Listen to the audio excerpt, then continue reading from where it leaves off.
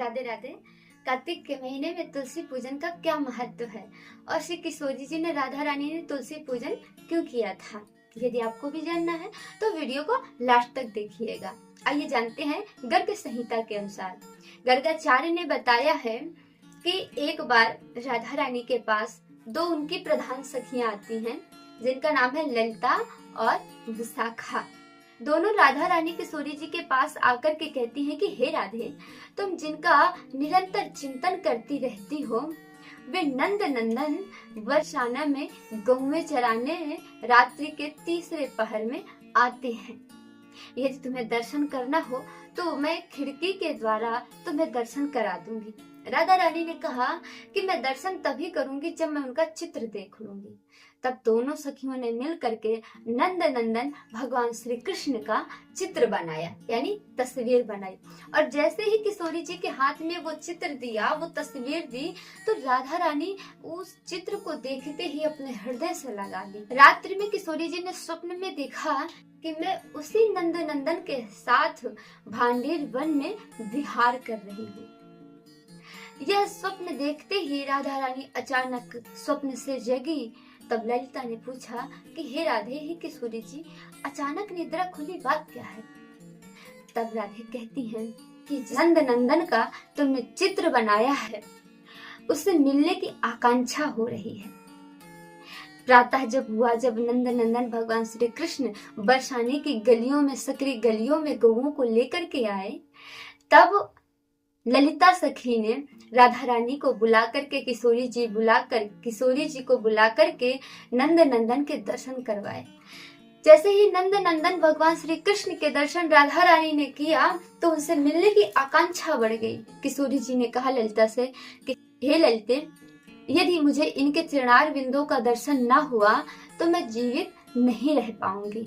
यह बात सुनकर के ललिता सखी ने कहा कि हे राधे, हे प्रिय, धैर्य रखो, इनको पाने के लिए तुम्हें दृढ़ विश्वास रखना पड़ेगा। तब शास्त्रों में मर्मज्ञ एक सखी थी, चंद्रनाना सखी, उसको बुला करके किशोरी जी ने कहा कि मुझे कोई देवी देवता या किसी की ऐसी पूजा बताओ जिससे मुझे भगवान श्री कृष्ण के चरणार बिंदुओं का शीघ्र दर्शन हो। वह सखी कुछ क्षण तक विचार किया और विचार करने के बाद कहने लगी कि हे राधे, हम संसार में जो सोना चांदी आदि दान करते हैं उसका हमें जो जितना फल प्राप्त होता है उससे कहीं दुगना फल हमें केवल तुलसी का पूजन करने से, तुलसी का सेचन करने से प्राप्त हो जाता है। सबसे उत्तम उपाय है कृष्ण को शीघ्र प्राप्त करने का तुलसी सेवन, तुलसी पूजन।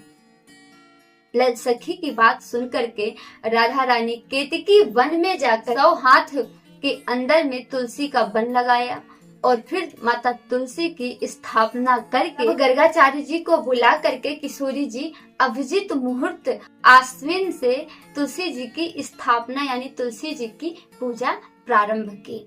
श्री किशोरी जी ने आश्विन यानी जो शारदीय नवरात्रि आती है, तो शारदीय नवरात्रि से लेकर के चैत्र माह तक तुलसी जी का पूजन किया, यानी 6 महीने तक। सबसे पहले महीने में किशोरी जी ने, कार्तिक के महीने में किशोरी जी ने तुलसी का सेचन दुग्ध से किया।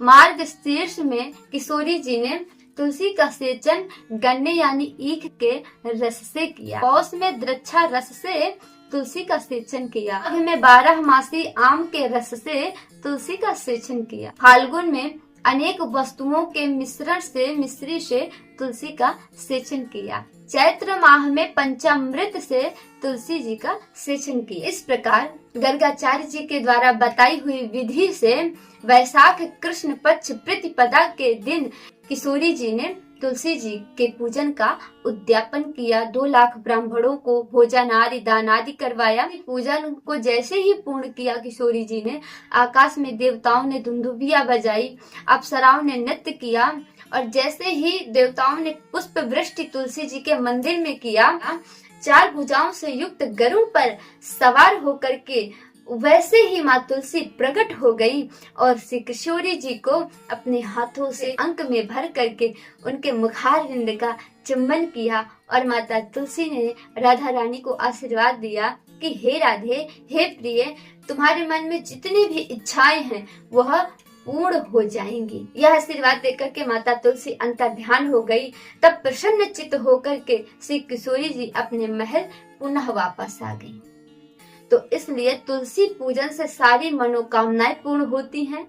कहते हैं जिस व्यक्ति की मृत्यु हो रही हो, यदि उसके सर में तुलसी की मंजरी रख दी जाए तो उसे यम की यातना नहीं भोगनी पड़ती।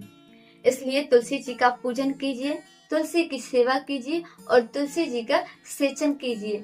जिस परिवार में तुलसी रहती है वह घर नहीं मंदिर होता है और उस परिवार में सुख समृद्धि की कभी कमी नहीं होती। आप सबको तुलसी पूजन की हार्दिक शुभकामनाएं। राधे राधे।